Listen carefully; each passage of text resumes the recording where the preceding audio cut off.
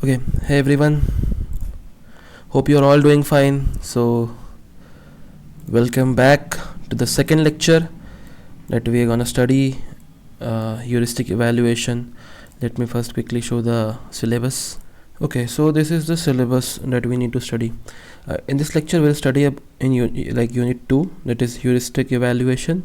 It's very simple unit, nothing more. Like there is a group assignment initiative for website and application, that is a group assignment project, so we don't need to study this.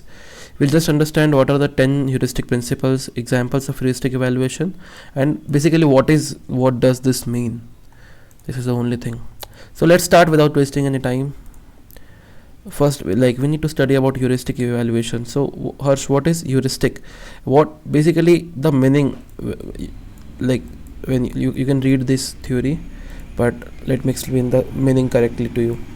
The meaning of evaluation is that in the current stage, like in the first unit we have discussed what are the types to make what are the things that makes a UI a better UI, the aesthetics things, and there are multiple factors like the aesthetics and the ergonomics, etc. But if we have completed the UI development part, for example, this is the web browser, you can see, if we have completed all the UI development part, then what next come? How will you evaluate this? So for this we are going to study heuristic evaluation. So heuristic, there are a few points that you need to remember. First is the heuristic evaluation is a usability inspection method. It's just an inspection method. Okay, and one more thing, heuristic evaluation is only done by it should not be tested with real users. For example, I have a company, this is my UI, I have developed it following all the principles, all the multiple things. So I can take the UI developer team, or I will make a team from my company only to review this complete UI, whether it's good or not. So it's basically it used to identify usability problems. Highlight this thing, it is used to identify usability problems. ठीक है, we need to find out the problems, और उसके बारे में we're gonna discuss next. Instead of a small group of evaluators, maybe 3 to 5, that can independently examine interface against the list of the principles. Means, so according to certain principles, these evaluators will evaluate our UI, and this process should be independent, so that no evaluator can affect each other's decisions.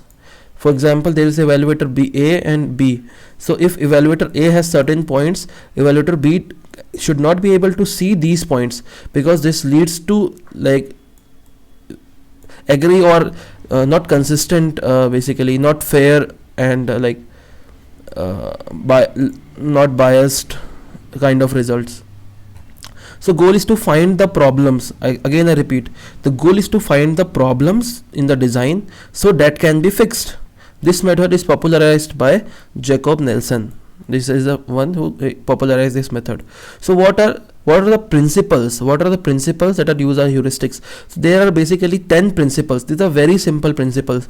You need to you don't need to learn each and every principles. There are 10 principles.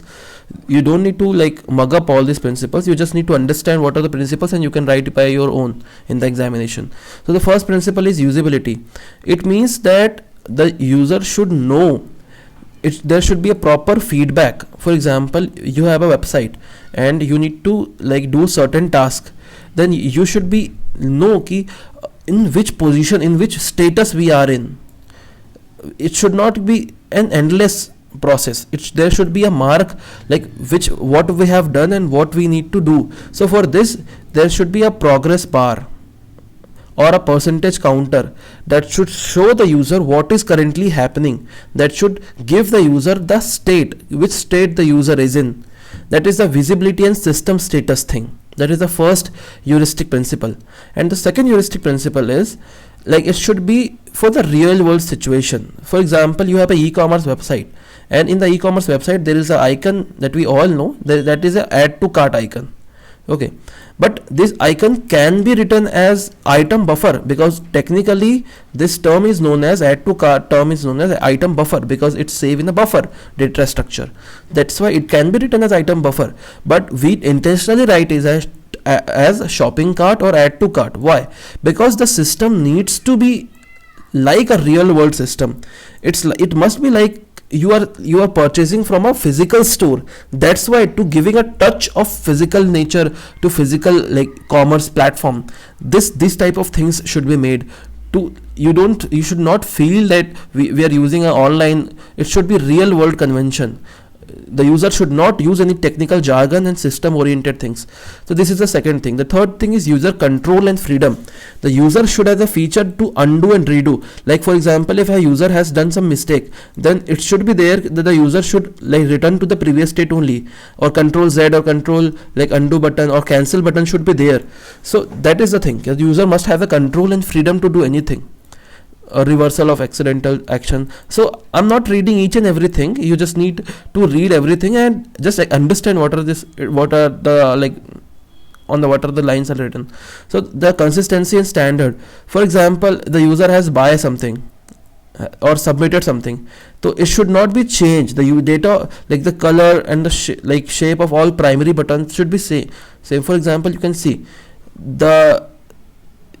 all the tabs, like all the tabs are consistent. There should not be any color change or anything between multiple tabs, or the buttons also. Like this is white, so this is also white. This is also white.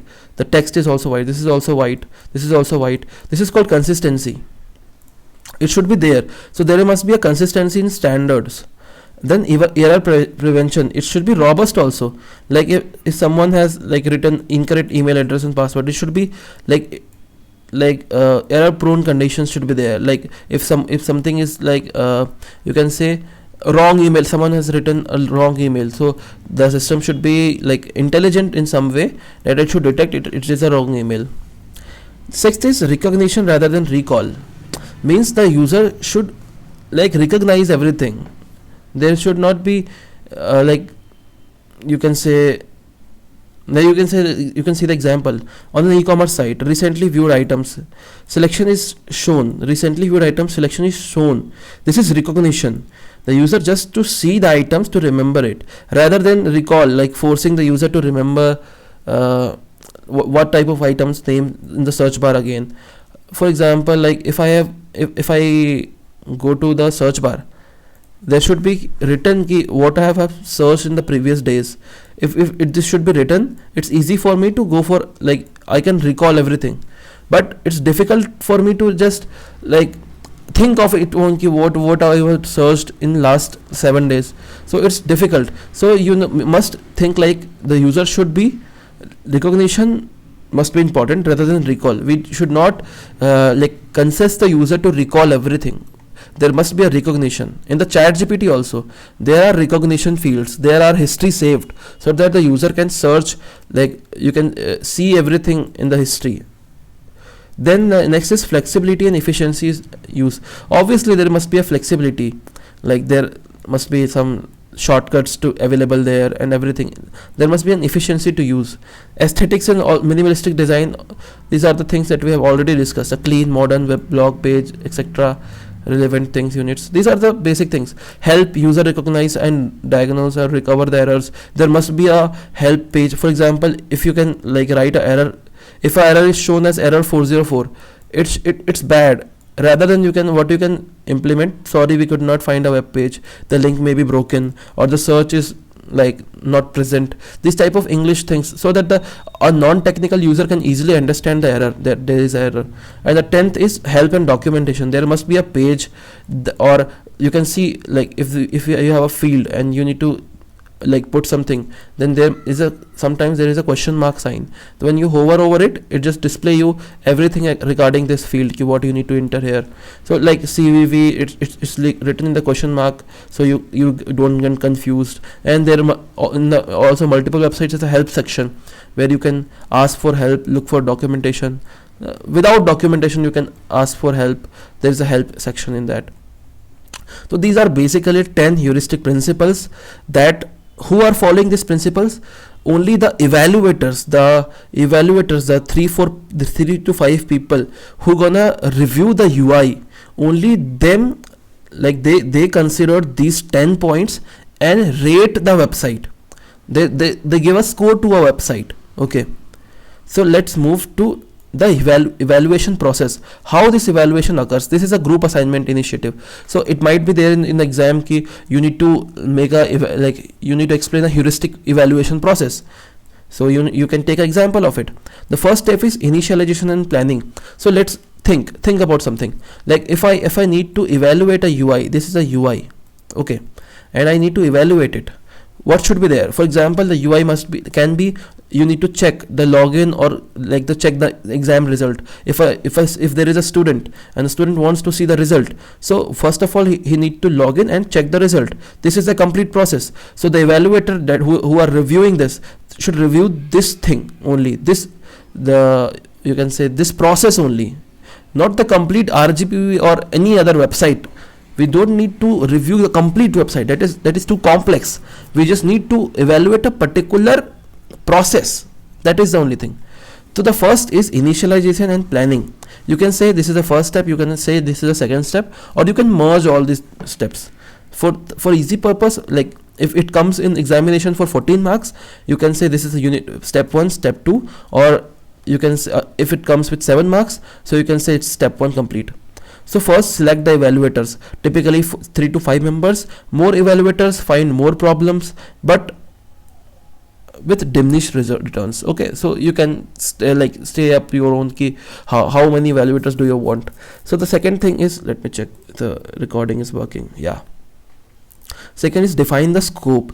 Like what process do you want it, like the student login portal, or you want the ordering process in Zomato, anything. You can say the scope of the process and that major task that you want to see.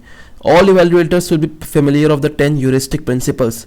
All the 10 heuristic principles should be, all the evaluators should be familiar with this and will evaluate on the basis of this only. So this is the initialization and planning thing. So here I think it's the initialization thing, and after that it's the planning thing. Okay, so the step 2 is evaluation phase. So in the evaluation phase, the first thing is independent evaluation. This is critical. All the evaluators must expect to the key task alone, must mark they alone. It should prevent group thinking, so where one person's opinion influence others. The second is logging problem. As the evaluator finds a usability problem, they must log it. Like if I see something problem, they must write it down in a note or something like that. So what is brief? Explain the brief about problem. For example, the problem is in home page or checkout page, anything. Or recovery principle is violated. Principle 9 is violated. That is error recovery. Error recovery is not there in the website. So this type of things is called a logging problem. So these are the things occurs in evaluation process. So let's suppose I am a company owner. So I need to review. Let's suppose my boss is a company owner and this is a UI that I need to review, and he said me that I am the evaluator.